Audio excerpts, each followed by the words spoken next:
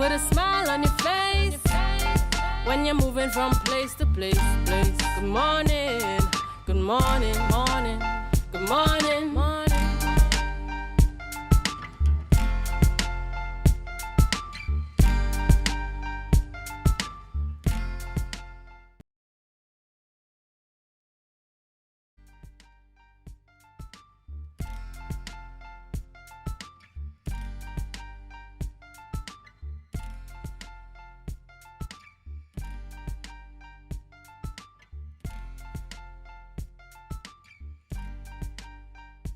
Welcome back, viewers, to Tobago Updates. This is your morning show, and we are continuing with our program.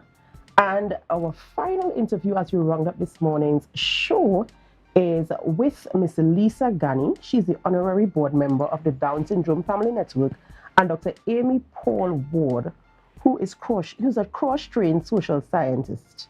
And we're talking about Down Syndrome Family Network. They're going to be hosting a family workshop, so we're going to get a little bit of insight on this as they bring us up to speed. Good morning, ladies, and welcome to the program this morning. How are you guys doing? Very well, thank you. Thank you for having me. Good morning, Adanna. Good morning. Very good, thank you. Right, so tell us a little bit, give us a little background on the Down Syndrome Family Network and what your program is about and when it's going to be taking place. The Down Syndrome Family Network is an organization that was formed about 11 years ago by some parents of persons with Down syndrome, and they have been conducting a series of workshops and other type of awareness and education activities that help to empower families with persons with Down syndrome. The end result, of course, is that we are looking at inclusion, awareness, and, of course, empowering the families to be able to look after the person within their care, and also to ensure that the person can live a full and productive life through, early interventions and support, and also, of course, to encourage Trinidad and Tobago to make sure that the human rights of persons with disabilities also are at the forefront of everything that we do. This is so awesome because I think the education on these social illnesses is very important, not just for the person who is, I don't want to use the word suffering, but the person who has this syndrome, but more so the family members as well, because a lot of times, many people don't know, but when I did my degree in the United Kingdom, I worked in a nursing home. And I took care of people with dementia. And one of the things that they paid a lot of attention to is ensuring that the relatives of the residents were educated on the illness so that they are able to care for them. So I think it's very important what you are doing, trying to educate our public, trying to educate the relatives of the persons with the illnesses so we could provide the right type of care, understand the illness and provide the right type of care. So I think that is very, very commendable. Right, so tell us a little bit about what else you'll be doing. When is the program? What are your expectations? Who would you like to see there? Who would you like to reach and stuff like that? Okay. Well, we have been doing these workshops in Tobago because everything that we do in Trinidad, of course, we do in Tobago as well. And we've been doing these workshops for families for over 10 years. And also we do our annual conference. Again, you are very correct in saying that, we have to educate the parents who are really the first sort of advocates for their children, to make sure that they understand exactly what Down syndrome is and what is available to them, by government and other associations and organizations, and schools, of course, being a primary facility that will help their kids, to progress. So the family workshops are held every quarter. And so we have one coming up on Thursday, the 29th of June at Shaw Park. They're always free to the public, but you must register to attend. Registration is online. We have our Facebook page, our Instagram page. We also have a director in Tobago, Mrs. Liana Alexander, who works with the Tobago House of Assembly and the different divisions of health, education, etc., to ensure that schools and the community at large is aware of the workshops. This month, our theme is physical and mental training leads to capacity building, because capacity building is building up that toolkit of resources that you have to be able to decide what does your person with Down syndrome need, where do they need to focus on as far as development is concerned. And we always bring in speakers, very distinguished speakers like Dr. Amy Paul Ward, who will be speaking this time, and Renuka Gittins, who is also a physical trainer and therapist. So they are going to be our main speakers, and they will speak to this theme as well. Fantastic. I really like the theme of the event. Physical and mental training leads to capacity building. And I want to bring in Dr. Amy Paul Ward. She's listed as one of the facilitators for this program. And I'm seeing that she's going to be talking about disability awareness and the education system. Wanting to you, Dr. Paul Ward.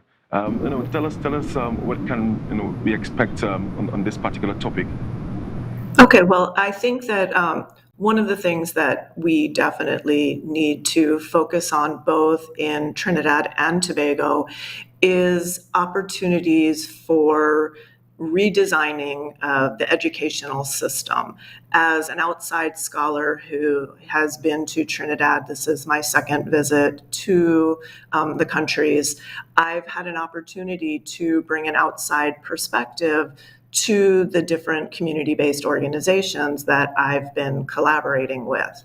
And so the focus of my presentation will be to make comparisons to other educational systems, pointing out opportunities where the school system, through the ministries of education, both in Trinidad and Tobago, can begin to provide opportunities for more inclusion within the government school system, so that individuals with various disabilities, Down syndrome and others, will provide more opportunities for children to fully realize their educational potential. I couldn't help but be interested in the individual that presented a few minutes ago on your show about innovation and the importance of the fourth industrial revolution. Well, we need to make sure that children with disabilities in both countries have the skills needed to participate in the economic development of both Trinidad and Tobago. And that is not possible if we don't take into account how to bring in children with disabilities into the school system. Yeah, fantastic. I think it's indeed timely and something that I expect that you have a large turnout. And how has health registration been thus far? Are you having persons that are showing interest in getting or being part of the program? Yes, we have. As I said, we've been doing this for quite some time, in Tobago. And so therefore, the stakeholders are very aware of the interventions of the Down Syndrome Family Network.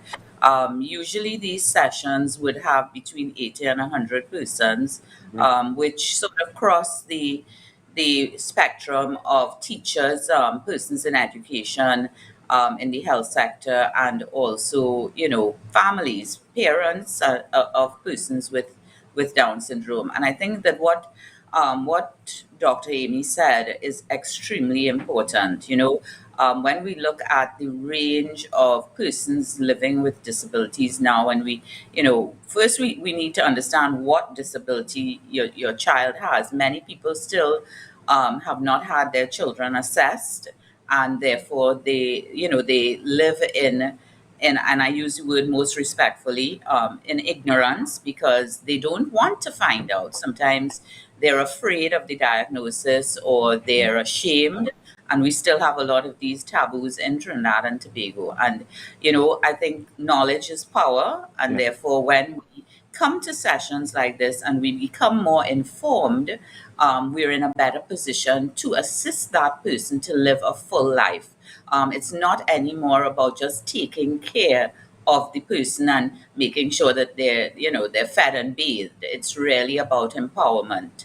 And we have no excuses now. As a society, I think what the Down Syndrome Network and other associations like them, the Autism and Cerebral Palsy, and so what these organizations have really done very well is to create awareness. Now we need action.